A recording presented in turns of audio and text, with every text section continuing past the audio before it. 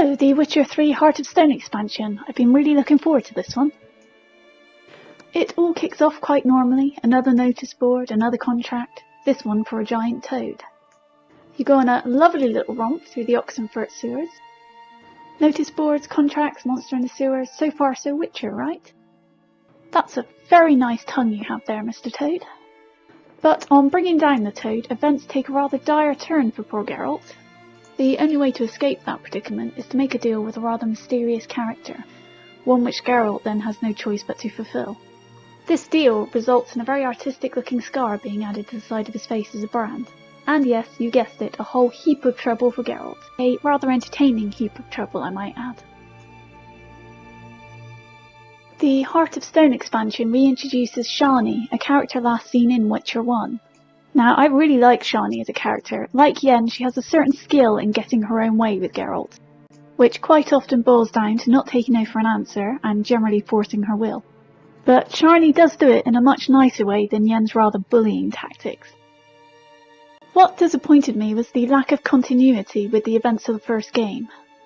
Last time I spoke to Shani, she vowed never to talk to my Geralt again, owing to a certain choice I made in Triss's favour instead of hers. This really big choice and its consequences, however, seemed to have been completely forgotten, as instead of slapping Geralt, Shani was quite happy to see him. Considering that Shani plays a fairly big role in this expansion, I do feel that this was a bit of an oversight.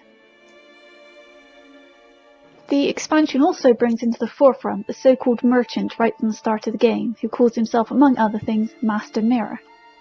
He really is a great character, and I just couldn't help but both love and hate him at the same time, as he doesn't always act in the nicest way.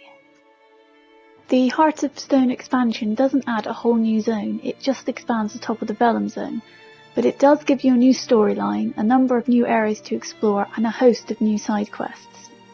Some of the new areas are really quite beautiful. My particular favourite is the Painted World, but you do also get to explore a haunted mansion, attend a wedding, and rob an auction house. The game mechanics have not really changed. Since the original launch, the controls have been tightened, allowing you more precise movement in combat. Storage boxes have also been added, and right before the expansion was released, 2 extra potion slots were added. This both helps and hinders, because in order to swap the potion to the second set, you need to hold down the key that you would normally use to use the potion. I've died on more than one occasion because in the heat of battle I didn't release the button quick enough, causing the potions to swap instead of the potion being used as intended. And no, I haven't included footage of that moment. The potion controls were quite frustrating to start with, but I did get more used to them over time, and mistakes do now happen less frequently. In the main game, I felt that Geralt became ridiculously overpowered by the end, to the point where even bosses weren't really a challenge. However, the expansion has reminded me of the difficulty level that I'm playing. The bosses particularly feel far more challenging, and even with full master crafted armour and max strength potions, it can still be a challenge to take them down. So I wouldn't go into a boss fight with too much complacency, as there are a couple of bosses which really forced me to raise my game. As well as a new storyline and areas to explore, there are also a number of new armour sets to craft and collect. The main one is the Viper set, which Geralt is kindly modelling for you right now. There's also a new way to upgrade your armour using a new form of rune crafting. You have to complete a series of quests and hand over a chunk of gold for this to unlock, but it does allow you to add additional bonuses to your armour and weapons.